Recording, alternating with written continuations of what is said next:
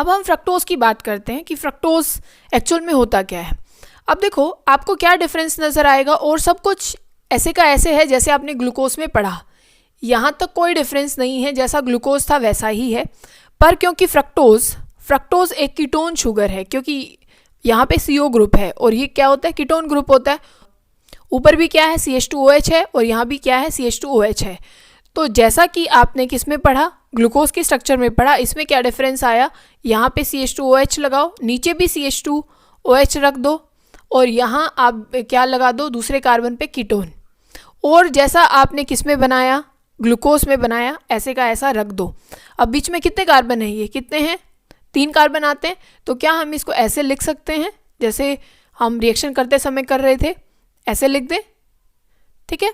और अलग अलग दिखाना हो तो आप इसको ऐसे भी दिखा सकते हैं, पर ये ध्यान रखना है फ्रक्टोज एक क्या है, कीटोन शुगर होती है, ठीक है। देखो जैसे हमने, आप अगर ग्लूकोज की स्ट्रक्चर, साइक्लिक स्ट्रक्चर बनाना देख के आए हैं तो आपको पता होगा, अगर आपने ग्लूकोज की स्ट्रक्चर साइक्लिक बनाते हुए देखा था तो आपको फ्रक्टोज की भी आएगी। नहीं देखी तो एक बार फिर से समझ लेते हैं। देखो आप, ये क्या है, आपके पास फ्रक्टोज है, आपको क्या करना है, इसकी रिएक्शन इसके साथ करानी है, क्योंकि वहाँ तो एल्डिहाइड ग्रुप था, तो यहाँ पे भी आपको क्या करना है, कार्बोनिल कैसे एक्टिविटी दिखाता है कि ऑक्सीजन इलेक्ट्रॉन को ले लेगा, ये सिंगल बॉन्ड बन जाएगा और यहाँ आ जाएगा नेगेटिव चार्ज, क्योंकि इसके कार्बन के इलेक्ट्रॉन छीन लिए गए हैं इससे, तो इसके ऊपर क्या आ जाएगा, पॉजिटिव चार्ज। आपको ये पता है क्योंकि यहाँ ऑक्सीजन के पास लोन पेयर होते हैं, तो यही डोनेट करने जाता है, किसको, कार्बन को डोनेट करने जाता है। इतनी बात समझ में आ गई। ये जो कार्बन है ये पॉजिटिव हो गया था, इसी वजह से ये जो ऑक्सीजन है वो किसके साथ बॉन्ड बनाने जा रहा है, इस कार्बन के साथ बॉन्ड बना रहा है, इस कार्बन के साथ बॉन्ड बनाएगा। तो अभी हमें जो दिख रहा है वो कैसा दिखाई पड़ेगा, कुछ ऐसा दिखाई पड़ेगा। वहाँ पे देखो बच्चों, हमने क्या बोला था, अगर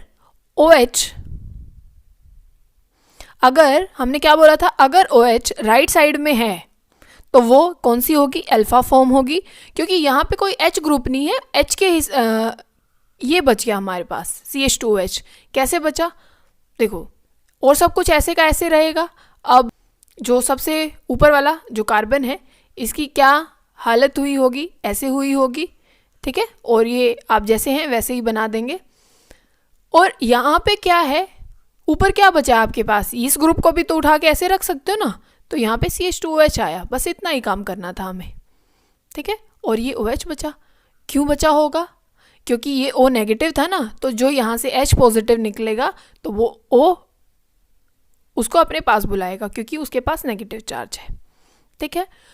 अब वहाँ पे हमने देख लिया था कि जो भी चीज़ राइट साइड में होती है, जो भी आप ये स्ट्रक्चर बनाने के बाद जो भी आप देखते हैं, जो भी चीज़ राइट साइड में होगी वो तो डाउन द ग्रुप आ जाएगी, वो डाउन आ जाएगी, और जो भी लेफ़्ट साइड में है वो ऊपर आ जाएगी। तो ये किसकी स्ट्रक्चर है, फ्रक्टोज की है।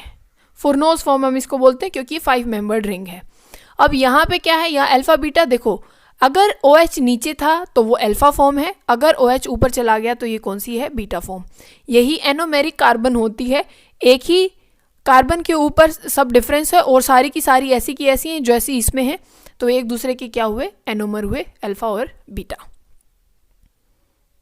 देखो डाइसैकराइड हमारे सिलेबस में है नहीं, डिलीट हो चुका ये पोर्शन। अब आपको एक चीज़ समझनी है, बस आपको ग्लूकोज बनाना आ गया, आपको फ्रक्टोज बनाना आ गया। आप ग्लूकोज बना सकते हैं, आप फ्रक्टोज भी बना सकते हैं। ग्लूकोज हमने कैसे बनाना सीखा था, आप या 2 ग्लूकोज बना लीजिए, आपको बस एक टर्म समझनी है कि हम उसको डिफाइन कर सकें, वो इन दोनों आपके स्ट्रक्चर बनानी आनी चाहिए, तभी आप बना सकते हैं, ठीक है।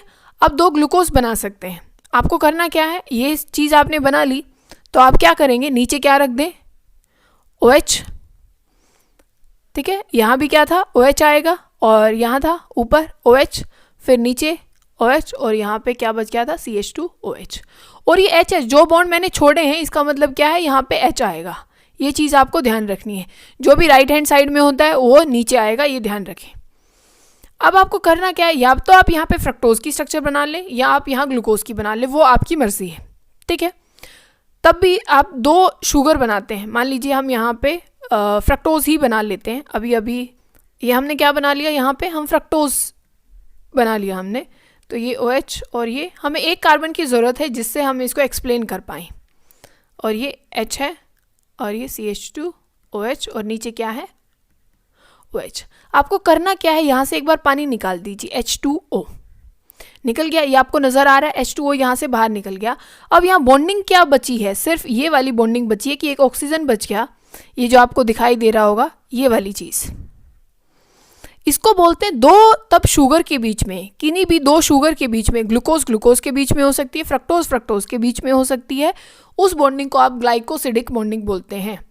ग्लाइकोसिडिक कैसे याद रखेंगे, आपको ग्लूकोज तो याद रहता है, तो आप ये याद रखें ग्लूकोज, उसी से वैसा ही नाम है ग्लाइकोसिडिक बॉन्डिंग।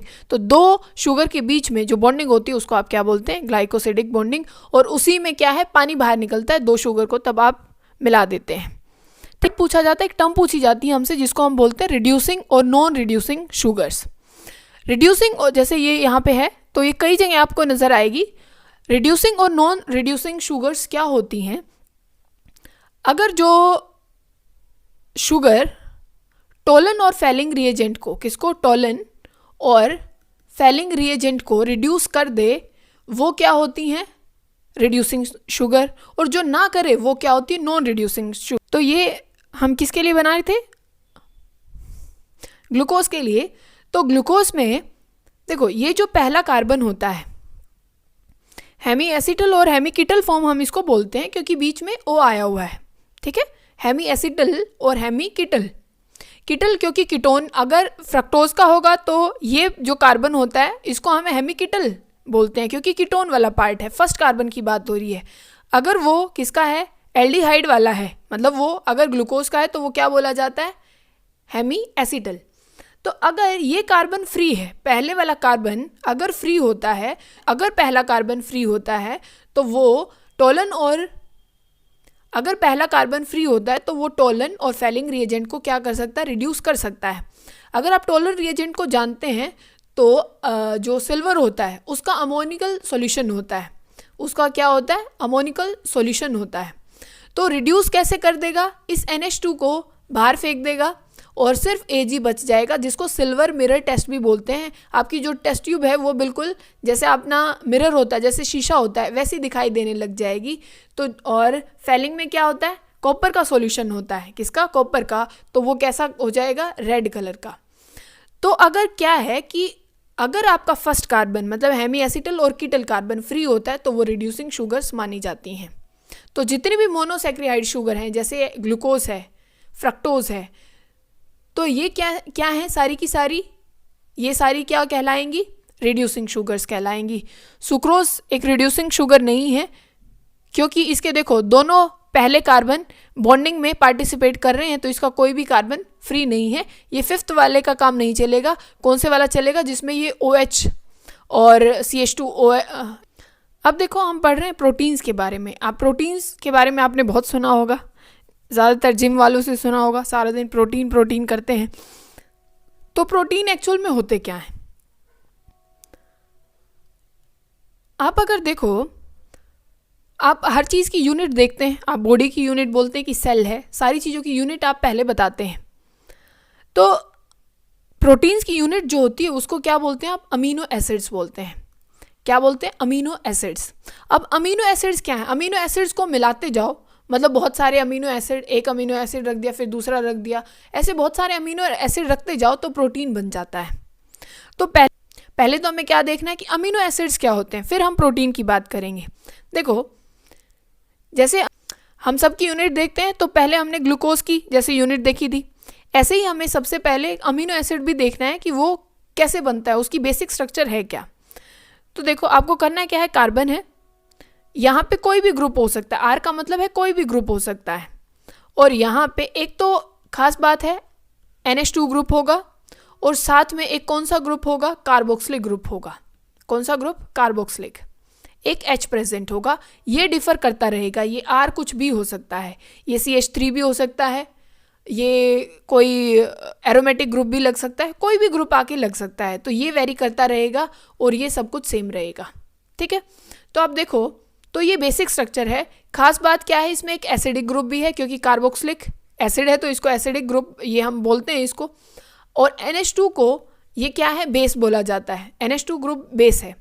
तो इसमें दोनों आयन है, एक एसिडिक पार्ट भी है और एक बेसिक पार्ट भी है। तो अमीनो एसिड्स में क्या है, दोनों पार्ट है।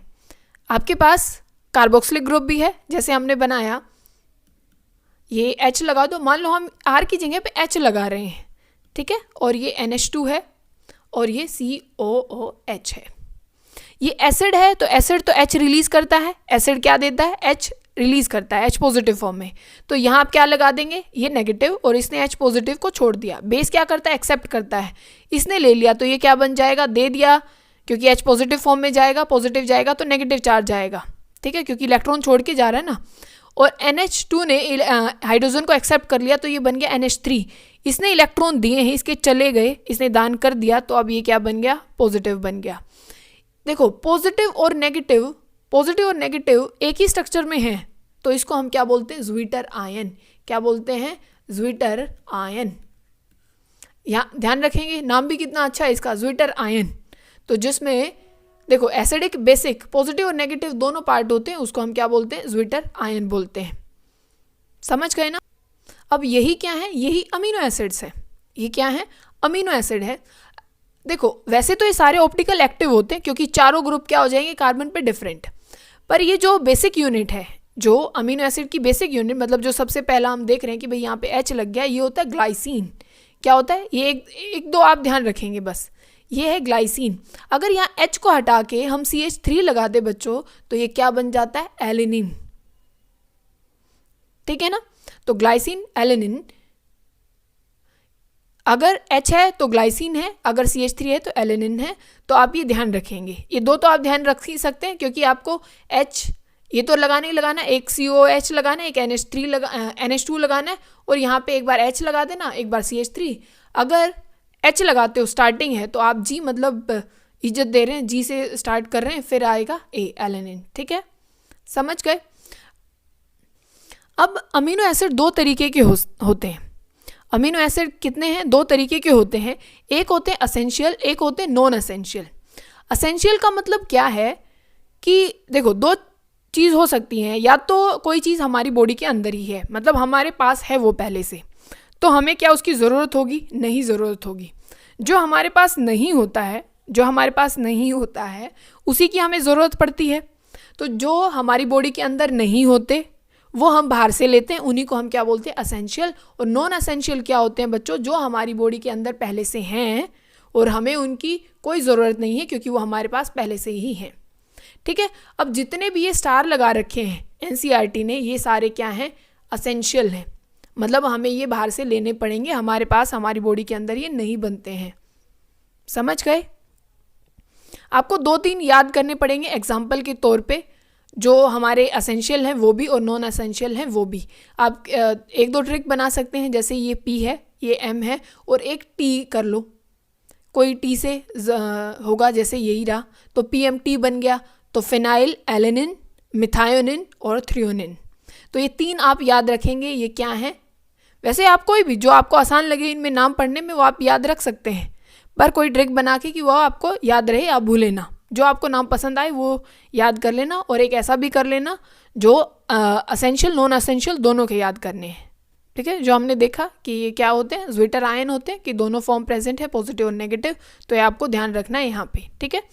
अब देखो प्रोटीन की स्ट्रक्चर देखनी है हमें। प्रोटीन अमीनो यूनिट है, ये हमें पता लग गया। अब हमें देखना है कि भाई प्रोटीन बनता कैसे, अमीनो एसिड्स को जोड़े कैसे। अब ध्यान से समझना, आपने स्ट्रक्चर बनानी सीख ली, आप यही स्ट्रक्चर याद रखेंगे और आपको कुछ याद नहीं करना, आप सिर्फ G मतलब G इज्जत दे रहे हैं, ग्लाइसिन की आप ज़रूर ध्यान रखेंगे।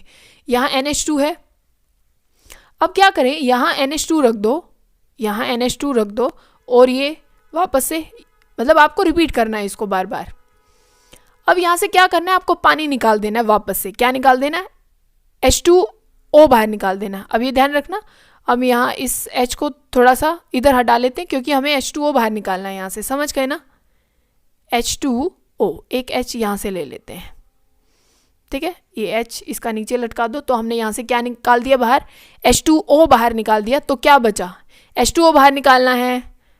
अब यहाँ क्या बच गया, ये CO बच गया, और बॉन्डिंग में क्या बचा, ये N, और यहाँ है H, और ये ग्रुप ऐसे का ऐसे, पानी निकाला है बस। अब देखो वहाँ था ग्लूकोज में दो, अगर शुगर्स में बॉन्डिंग होती है तो उसको ग्लाइकोसिडिक बॉन्डिंग बोलते हैं। अगर प्रोटीन की कैसी बॉन्डिंग हो सकती है, मतलब दो अमीनो एसिड्स के बीच की जो बॉन्डिंग होती है, ये जो आपको दिखाई दे रहा है ये होता है पेप्टाइड बॉन्ड। क्या होता है बच्चों? पेप्टाइड बॉन्ड या पेप्टाइड लिंकेज भी हम इसको बोलते हैं। ठीक है, ये ध्यान रखना और ये आपको पता होनी चाहिए। अब हम प्रोटीन को देखते हैं। हमारे पास दो तरीके के प्रोटीन होते हैं बच्चों। कैसे होते हैं? दो तरीके के प्रोटीन्स होते हैं, एक होता है फाइब्रस और एक होता है ग्लोबुलर। फाइब्रस और ग्लोबुलर। अब देखो फाइब्रस का मतलब क्या है, अपने बालों की तरफ एक बार ध्यान दो। ठीक है, वो फाइबर जैसे दिखते हैं, काली काली नागिन जैसे, है ना, ऐसे ऐसे। तो ये होते हैं फाइब्रस प्रोटीन। ये वैसे अपने जो बायोलॉजिकल जो अपना सिस्टम है उसमें कोई इतनी ज़्यादा हेल्प नहीं करते। और ग्लोबुलर प्रोटीन क्या है, ये हमारे जो बायोलॉजिकल जो सिस्टम है सारा, उसमें इसका बहुत बड़ा रोल होता है ग्लोबुलर प्रोटीन का। ठीक है ना, जैसे इंसुलिन है, बात समझ गए? जैसे इंसुलिन है, इसकी बहुत ज़्यादा, तो क्या है, जैसे इंसुलिन है, एल्ब्यूमिन है, मतलब जो हमारे हीमोग्लोबिन में ये सारा सब कुछ प्रेजेंट होता है, तो इंटरनली हमारी बॉडी में प्रेजेंट होते हैं। फाइब्रस क्या है, जैसे हमारे नेल्स में प्रेजेंट है, हमारे बालों में प्रेजेंट है, तो वो बाहर प्रेजेंट है, मतलब फिजिकली है। ठीक है, तो ये सारी चीज़ें हमारे पास प्रेजेंट है। तो फाइब्रस में क्या है, एक तो देखो बाल, अगर मैं बोलूँ जाओ इनको पानी में डिज़ोल्व करके लाओ, तो क्या ये डिज़ोल्व हो जाएंगे? तो ये वाटर सॉल्युबल नहीं होते हैं। पर ग्लोबुलर प्रोटीन क्या है, इंसुलिन को तो आप डिज़ोल्व कर सकते हैं पानी में, तो ये क्या है, पानी में डिज़ोल्व हो जाते हैं, ये पानी में डिज़ोल्व नहीं होते। और ध्यान से समझो, अगर जो ग्लोबुलर प्रोटीन है ये हमारी बॉडी के अंदर होते हैं, हम बार बार बोलते हैं भाई हमारा जो 37 डिग्री है उससे ज़्यादा टेम्परेचर नहीं होना चाहिए, 37 से ज़्यादा नहीं होना चाहिए, तो ये टेम्परेचर के ऊपर डिपेंड करते हैं और ये टेम्परेचर के ऊपर डिपेंड नहीं करते। ठीक है, तो जो नेल्स हैं या जो बाल हैं वो इतना ज़्यादा मैटर नहीं करता। जो कैरेटिन है वो टेम्परेचर और पीएच के ऊपर डिपेंड नहीं करते हैं। ये क्या है, ग्लोबुलर प्रोटीन, ये डिपेंड करता है टेम्परेचर और किस पे, पीएच पे डिपेंड करते हैं। वो बदले तो ये टूट भी सकते हैं, ख़त्म भी हो सकते हैं। तो ग्लोबुलर और जो आपका फाइब्रस प्रोटीन है, इसका डिफरेंस आपको याद होना चाहिए। सबसे ज़्यादा बार ये क्वेश्चन पूछा गया है। ठीक है, अब देखो कि स्ट्रक्चर किस तरीके की है, मतलब जो अपना प्रोटीन है, जो प्रोटीन है उसकी स्ट्रक्चर कैसी कैसी है भाई। एक तो प्राइमरी स्ट्रक्चर हो सकती है, सेकेंडरी है, टर्शरी और क्वाटरनरी है। 4 तरीके की स्ट्रक्चर एनसीईआरटी हमसे बात कर रही है उनके बारे में।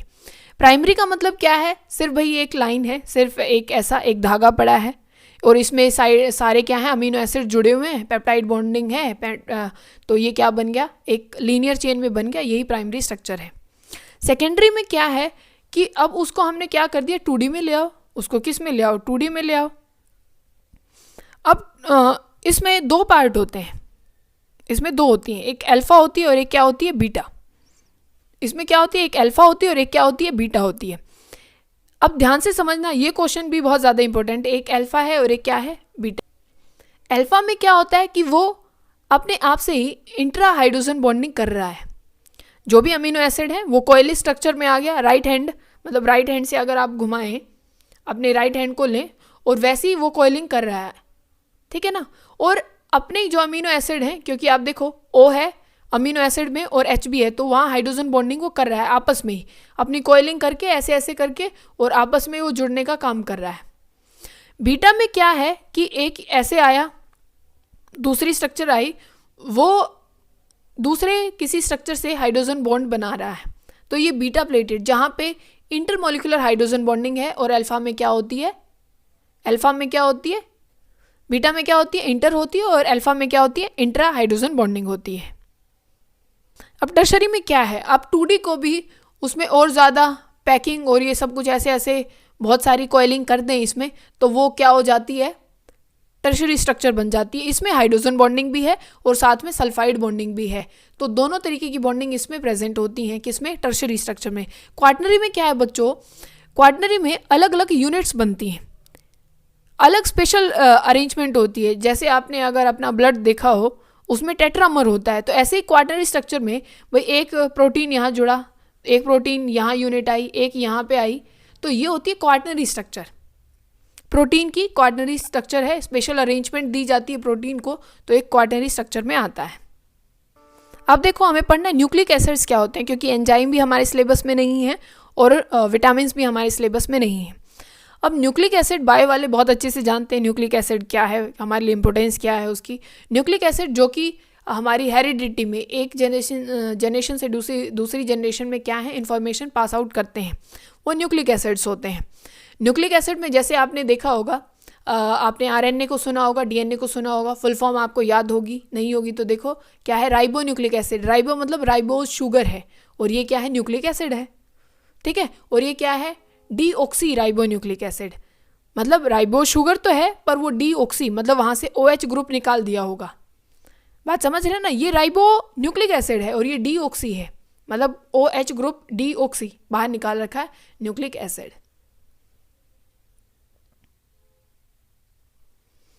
अब बच्चों 2 तरीके के होते हैं। अगर आप राइबोज को देखें, राइबोज में 5 कार्बन होते हैं और आपको करना क्या है, सिर्फ वही यहाँ पे एल्डिहाइड ग्रुप लगा दें और यहाँ पे क्या लगा दें, CH2OH ग्रुप लगा दें। ये कितने हो गए, 2 कार्बन तो हो गए, 2 कार्बन तो हो गए। यहाँ पे क्या है, ये 3rd, ये 4th और ये 5th, और यहाँ एक ही साइड OH ग्रुप लगा दे, बस यही होता है राइबोस। और इसी की फिर हम साइक्लिक स्ट्रक्चर, जैसे हमने ग्लूकोज की बनाई थी, जैसे हमने किसकी बनाई थी, ग्लूकोज की, यहाँ से यहाँ बॉन्डिंग हम कर देते हैं तो आपके पास कुछ ऐसा आ जाता है। अब ध्यान रखेंगे जो भी RNA है या DNA है उनमें बीटा राइबोस प्रेजेंट होता है, अल्फा राइबोस प्रेजेंट नहीं होता है। क्योंकि देखो सारे एक साइड होते तो सारे के सारे नीचे आते, क्योंकि अगर देखो राइट साइड है सब कुछ तो अल्फा बनता, तो यहाँ पे देखो ये ऊपर है, ऊपर गया तो इसका मतलब वो इस साइड आया होगा, लेफ्ट साइड में गया होगा। तो इसी वजह से RNA में या DNA में अल्फा राइबोस प्रेजेंट नहीं होता, कौन होता है, बीटा राइबोस प्रेजेंट होता है। एक बार राइबोस की स्ट्रक्चर पे ध्यान दे सकते हैं आप, देखो यहाँ पे OH है, यहाँ से OH गायब है, ऊपर भी नहीं है, तो डीऑक्सी राइबोस न्यूक्लिक एसिड, दूसरे कार्बन से OH बाहर निकाल रखा है। और आपको जान के अच्छा लगेगा, इसी वजह से DNA एक जेनेटिक मटेरियल बना होगा। क्यों बना होगा, क्योंकि जितने ज़्यादा फंक्शनल ग्रुप होते हैं उतना ज़्यादा रिएक्टिव होता है, तो कोई भी जो जेनेटिक मटेरियल बनना था उसको स्टेबल होना था। इसी वजह से यहाँ पे एक फंक्शनल ग्रुप की कमी है, RNA इसीलिए क्या नहीं है, एक हेरिडिटी मटेरियल नहीं है, तबकि DNA है। समझ गए। अब देखो वैसे आपको न्यूक्लियोटाइड और न्यूक्लियोसाइड 2 टर्म्स मेनली यहाँ पे ध्यान रखनी है, न्यूक्लियोटाइड और न्यूक्लियोसाइड। जो ऊपर हमने बात की RNA और DNA की, वो पॉइंट आपको ध्यान रखने हैं, वो डिफरेंस में काम आएंगे। भाई क्या डीऑक्सी किस में है, या कहाँ से क्या गायब है, अल्फा है या बीटा है, या कौन हेरिडिटी मटेरियल है कौन नहीं है। अब ये देखो ये आपके पास है बेसिस, इनको क्या बोलते हैं, बेस बोलते हैं, बेस पेयर्स ये होते हैं। एक क्या है, एडेनिन है, ग्वानिन है, साइटोसिन है, थायमिन है और यूरेसिल है।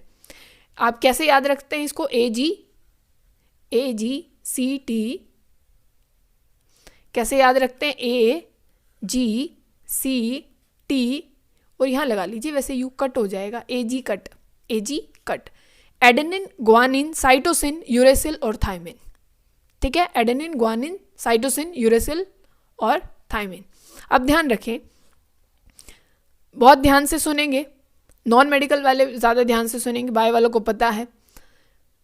अब जो यूरेसिल है बच्चों, क्या है, जो यूरेसिल है वो DNA में प्रेजेंट नहीं होता है। DNA में क्या है, DNA में प्रेजेंट नहीं होता है। 4 बेस पेयर ही होते हैं एक उसमें, चाहे वो RNA हो चाहे DNA हो। AG और CT, AG ने CT मारी, ठीक है, AGCT होता है DNA में, AGCT होता है किसमें, DNA में। और अगर आप RNA की बात करें, किसकी बात करें आप, RNA की, तो वहाँ पे क्या प्रेजेंट नहीं होता, वहाँ पे थायमिन प्रेजेंट नहीं होता है।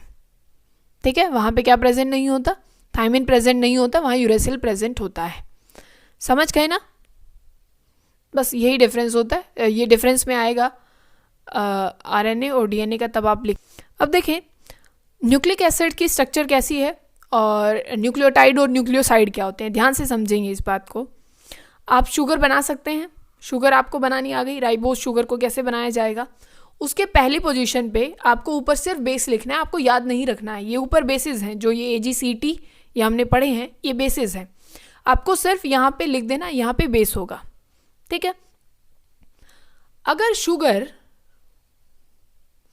अगर क्या बच्चों शुगर प्लस में बेस होता है, शुगर प्लस में बेस होता है तो उसको हम क्या बोलते हैं, न्यूक्लियोसाइड बोलते हैं। क्या बोलते हैं, न्यूक्लियोसाइड, न्यूक्लियोसाइड। अगर शुगर प्लस में बेस प्लस में जो फॉस्फोरिक एसिड होता है अपना H3PO4, अगर ये तीनों चीजें होती हैं तो ये होता है न्यूक्लियोटाइड। टाइड आपने पता है ना भाई, वो एकदम सारा तूफान सा आ गया, टाइड बड़ी बड़ी लहरें आ गई। तो इसमें तो देखो दो ही चीज़ें हैं, एक एस आया एक बी आया, मतलब एक शुगर आई एक बेस आया, वो न्यूक्लियोसाइड है भाई, दो ही चीज़ें हैं। यहाँ पे टाइड आ गया, मतलब बड़ी जो लंबी लंबी लहरें होती हैं, तीनों चीज़ें आ गई भाई एक ही साथ। वो क्या आ गया, शुगर भी आ गया, बेस भी आ गया और H3PO4 भी आ गया। ये याद करने का है, ठीक है, कहीं ऐसे लिख दो लहरें आ गई इसलिए न्यूक्लियोटाइड है, याद करने का तरीका है। तो सिर्फ आपसे पूछेगा न्यूक्लियोटाइड में क्या क्या चीज़ें होती हैं, तो आपको बताना है उसमें शुगर होता है, बेस होता है और साथ में फॉस्फोरिक एसिड होता है। और अगर वो न्यूक्लियोसाइड पूछे तो आपको यही बताना है उसमें शुगर कौन सी है, राइबो शुगर, और प्लस में बेस होते हैं। सिर्फ आपको यही बताना है न्यूक्लियोटाइड और न्यूक्लियोसाइड में। अब एक बार स्ट्रक्चर और देखेंगे, क्या चीज़ देखेंगे, क्योंकि एक बॉन्डिंग एक्सप्लेन करनी है अपने को। क्या करनी है, ये चीज़ तो वही रहेगी, यहाँ पे बेस जोड़ देना, यहाँ पे OH आ जाएगा, यहाँ पे OH है और यहाँ पे CH2OH है। सिर्फ इस पे एक बार फोकस देना। फॉस्फोरिक एसिड क्या है, H3PO4 होता है, तो हम ऐसे बनाते हैं,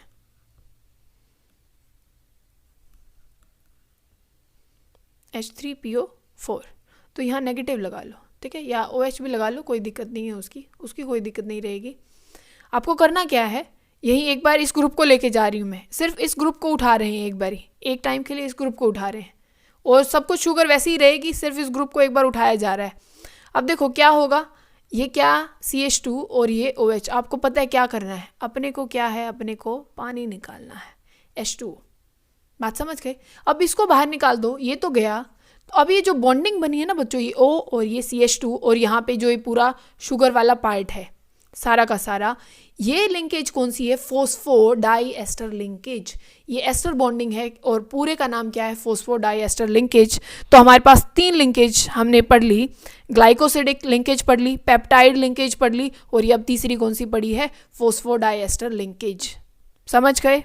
पोजीशन वाले कार्बन पे ही ये कारनामा होता है, कौन से वाले पे, 5th पोजीशन, जो ऊपर है, जो टॉप पे है, ठीक है ना, ये जो आपको दिख रहा होगा, ये टॉप वाले पे ही यही सब हो सकता है।